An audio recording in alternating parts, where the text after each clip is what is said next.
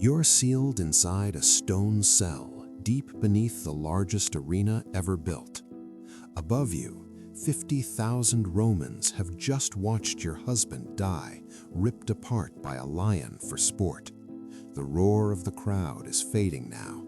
You can hear sandals scraping against marble as people leave. Vendors are packing up. Torches are being put out one by one. The noise dissolves into silence. Then something else cuts through it. Footsteps. Slow, heavy, unhurried. They echo through the corridor, drawing closer. A shadow stretches across the doorway. A man steps into the torchlight. He's the gladiator who survived today's slaughter. His armor is dented. His skin is streaked with blood that isn't his. A guard stands behind him, fingers loosely gripping a ring of keys. The keys jingle softly. The lock turns. The door swings open. The gladiator raises his hand and points at you. This isn't a horror movie. This was an ordinary weekday in the Roman Empire. And what you're about to hear is the part of Roman history they don't teach in school. The part that began after the cheers died and the crowds went home.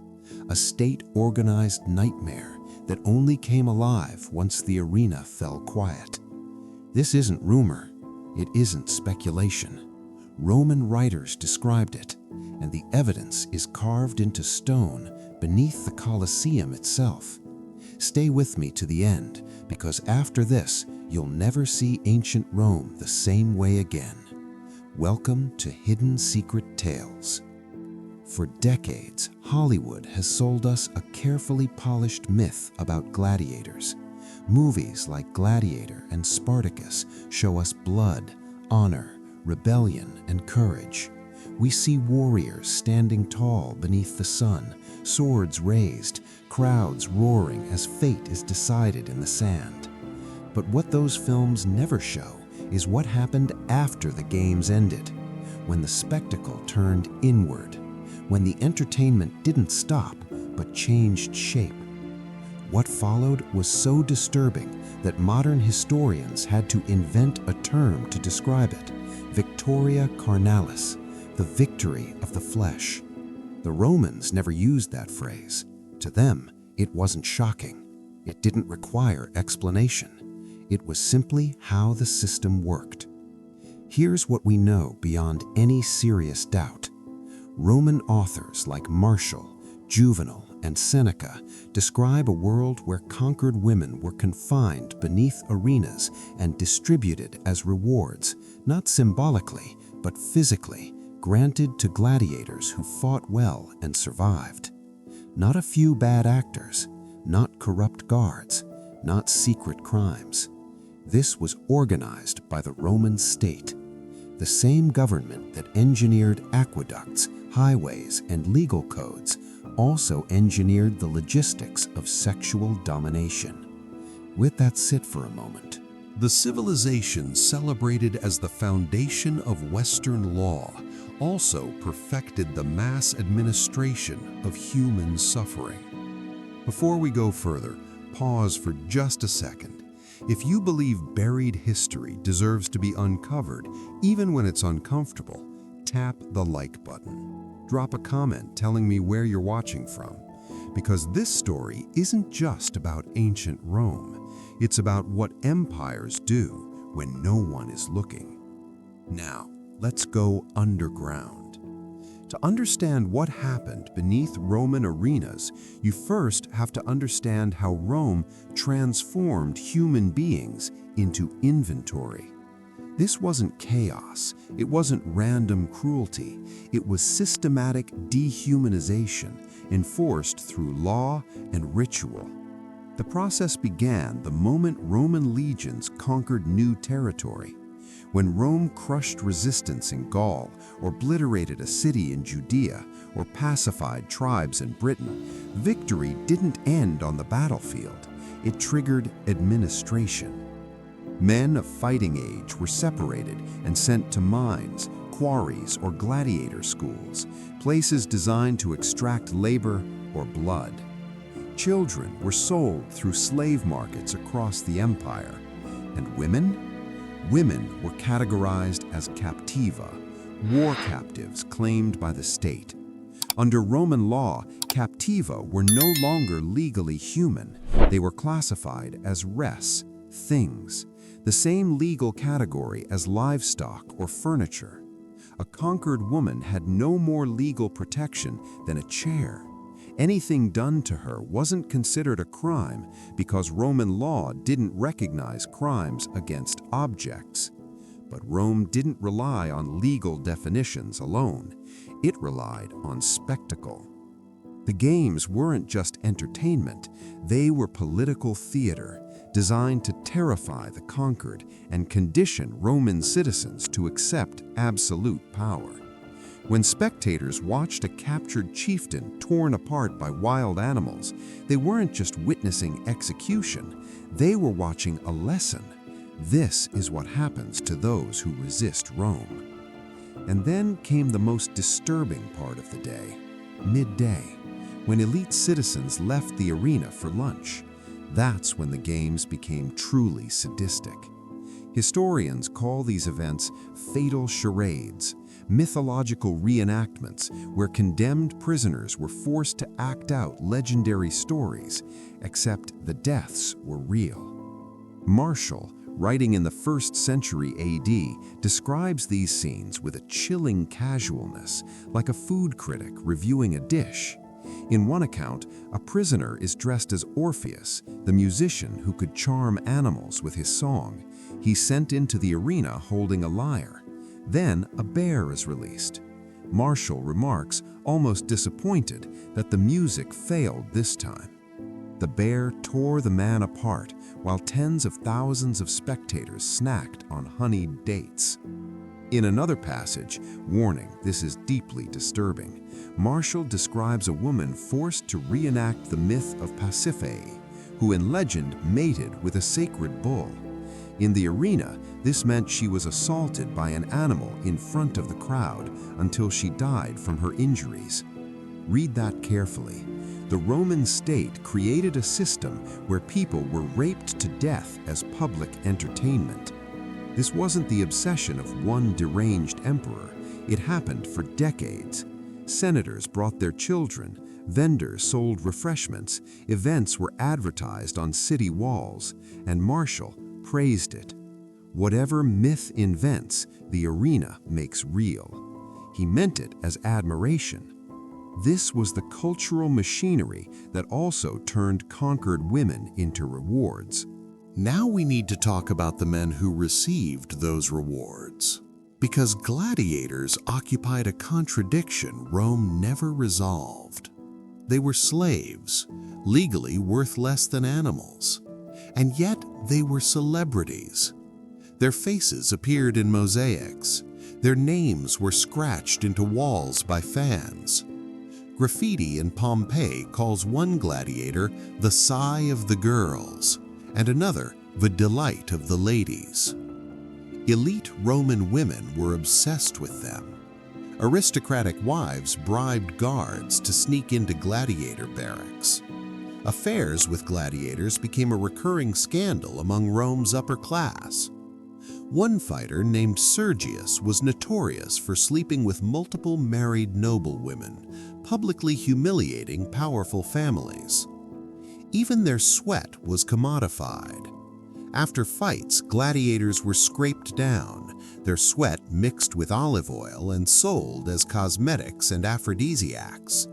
Think about that. Enslaved men, owned by the state, whose bodily fluids were bottled and sold to the elite.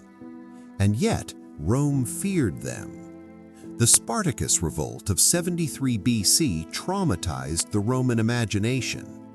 78 gladiators escaped captivity, raised an army of over 70,000 people, and came dangerously close to overthrowing the Republic.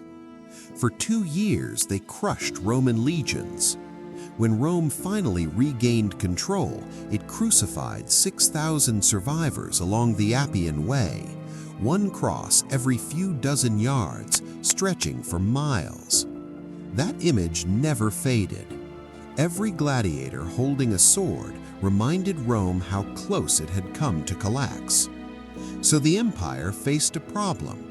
How do you control highly trained, heavily armed men with every reason to rebel? You reward them, but never enough to free them. Extra food, prize money, public adoration, the distant promise of freedom, and something else, something the sources mention almost casually: access to conquered women. The documentation is scattered. Roman writers don't linger on it. But when references from Martial, Juvenal, and later historians are pieced together, a pattern becomes impossible to ignore. After major games, especially those sponsored by emperors or powerful senators, victorious gladiators were granted what texts call the privileges of victory. Modern historians believe this often meant access to female captives held beneath the arena. And that brings us to the darkest place in Roman entertainment, because the worst violence didn't happen in the sand, it happened underground. After surviving a brutal match, a gladiator didn't always return to his barracks.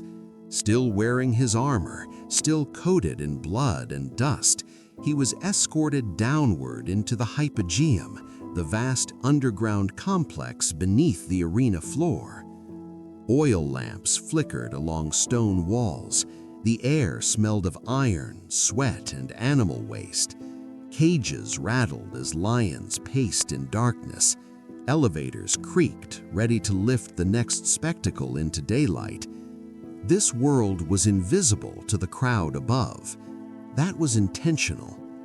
An arena official, often representing the gladiator school, walked ahead holding a wax tablet.